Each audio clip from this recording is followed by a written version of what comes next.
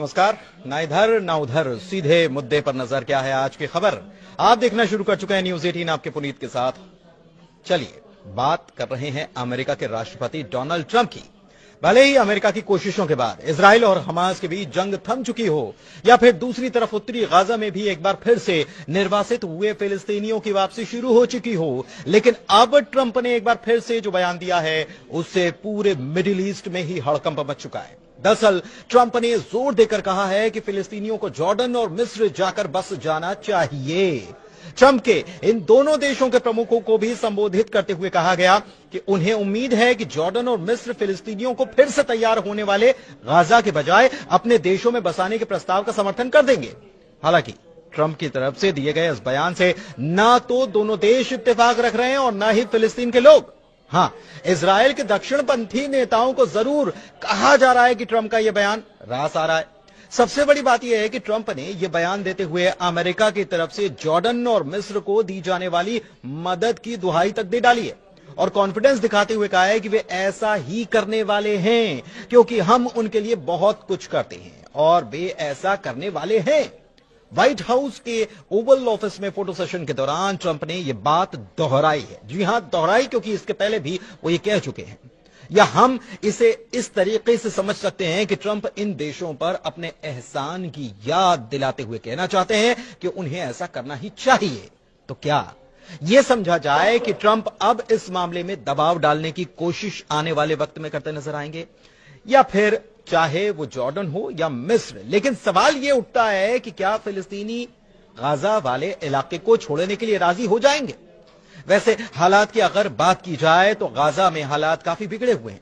70% Gaza का इलाका मलबे के ढेर में तब्दील हो चुका है।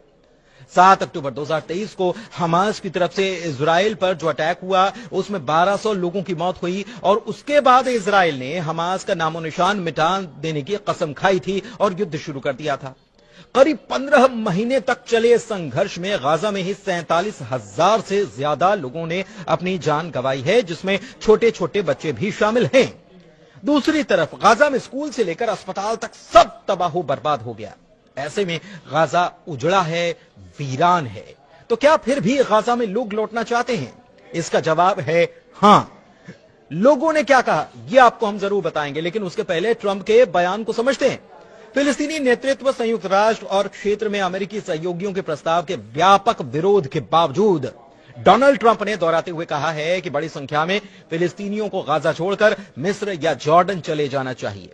पत्रकारों ने जब उनसे सवाल किया तो उनका कहना था कि वो गाजा के फिलिस्तीनियों को ऐसे क्षेत्र में लाना चाहेंगे जहां पर वो बिना किसी व्यवधान, क्रांति और हिंसा के रह पाएं। हालांकि यह साफ है कि मौजूदा अमेरिका नीति और अंतर्राष्ट्रीय कानून भी इसकी इजाजत देता नहीं है। लेकिन अब पूरा अरब इजराइल और फिलिस्तीन के बीच चल रहे संघर्ष के समाधान के लिए इस सुझाव को खारिज कर रहा है, जबकि इजरायली दक्षिणपंथियों ने कहीं न कहीं इसे स्वीकार किया या उनको यह रास आ रहा है। बताएं कि ट्रंप जल्द ही अपने इजरायली समकक्ष यानी कि वहां के प्रधानमंत्री बेंजामिन नेतन्याहू से मुलाकात करने वाले हैं। ट्रंप के अमेरिका की कमान संभालने के बाद किसी राष्ट्राध्यक्ष की उनसे पहली मुलाकात होगी। ट्रंप का कहना है कि जब गाजा पट्टी पर नजर डाल दी जाती है तो यहां के हालात भी नजर आते हैं और ये बताते हैं कि कई सालों से ये किसी नर्क से कम नहीं है। ट्रंप का कहना है कि उस पट्टी पर अलग अलग सभ्यताएं रही हैं, ये यहीं से शुरू नहीं हुआ, इसकी शुरुआत हजारों साल पहले हुई थी। इशारा 3000 साल पहले का था, जिसके बारे में आगे जिक्र होगा। उन्होंने ये कहा कि इसके साथ ही हमेशा इसकी हिंसा से इसका जुड़ाव रहा है।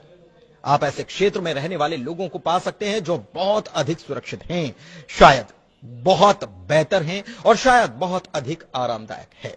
इतना ही नहीं, ट्रंप की तरफ से यह भी दावा किया गया कि रविवार को मिस्र के राष्ट्रपति अब्देल फतह अल सीसी और जॉर्डन के राजा अब्दुल्ला से उन्होंने बात की थी और जोर देकर कहा था कि सहमति इस पर बन जाए, सहमत हो जाएंगे। हालांकि आपको बताएं कि अम्मान और काहिरा दोनों अब तक इस बात पर अड़े हैं कि ट्रंप का सुझाव गैर स्टार्टर है। मिस्र की मीडिया में मंगलवार को जो खबरें आई उसमें यह दावा किया गया था कि सीसी ने ट्रंप से बात ही नहीं की।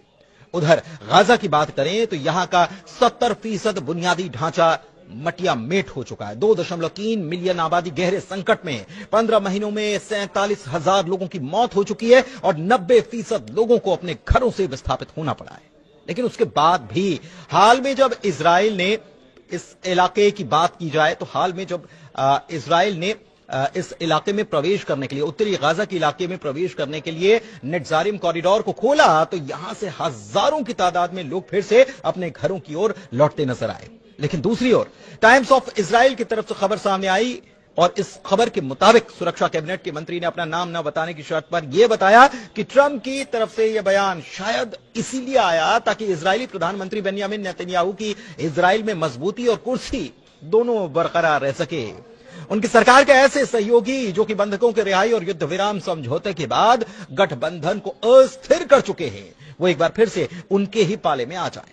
उधर ट्रंप के बयान के बाद अगर फिलिस्तीन की बात करें तो फिलिस्तीनियों ने संयुक्त राज्य अमेरिका के राष्ट्रपति डोनाल्ड ट्रंप के गाजा पट्टी से विस्थापित होकर मिस्र और जॉर्डन भेजे जाने के प्रस्ताव की कड़ी निंदा की है। वो कह रहे हैं कि हम इस बात पर जोर देते हैं कि फिलिस्तीनी लोग कभी भी अपनी जमीन या अपने पवित्र स्थानों को छोड़ेंगे नहीं और हम 1948 और 67 की आपदाओं की पुनरावृत्ति की अनुमति भी नहीं देंगे। हम लोग दृढ़ रहेंगे, अपनी मातृभूमि नहीं छोड़ेंगे। लेकिन दूसरी तरफ इजरायली मीडिया ने बताया है कि मध्यस्थों ने युद्ध विराम वार्ता के दूसरे चरण पर शुरुआती काम शुरू कर दिया है, जो मार्च की शुरुआत में लागू होने वाला है। समझौते के महत्वपूर्ण अगले चरण के दौरान इजराइल के गाजा से पूरी तरह से हटने की उम्मीद है और हमास के निशस्त्रीकरण की उम्मीद है, लेकिन इसे लेकर जानकारियां कुछ साफ नहीं है। वैसे इससे पहले आपको याद होगा कि कुछ वक्त पहले इजराइल की तरफ से एक मैप जारी किया गया था और इजराइल के मैप से अरब देशों के हुक्मरानों के जिस्म में आग सी लग गई।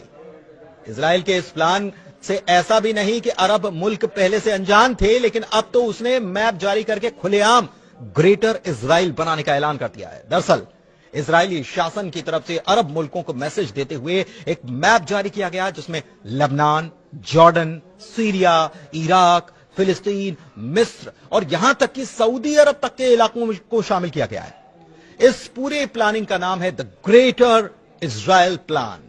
इजराइल के विदेश मंत्रालय ने सोशल मीडिया पर एक पुराना नक्शा जारी किया और यह कहा कि वो इजराइल को ग्रेटर इजराइल बनाने के लिए प्रतिबद्ध हैं। ग्रेटर इजराइल का मतलब अब अखंड इजराइल से है, जिसमें लेबनान, जॉर्डन, सीरिया, इराक, फिलिस्तीन, मिस्र और सऊदी अरब के कई इलाके शामिल हैं। इजराइल के विदेश मंत्रालय का यह कहना है कि आज से 3000 साल पहले इस भूखंड पर यहूदी साम्राज्य का शासन था और ट्रंप की तरफ से भी हजारों साल पहले की जब बात की गई तो उनका इशारा इसी तरफ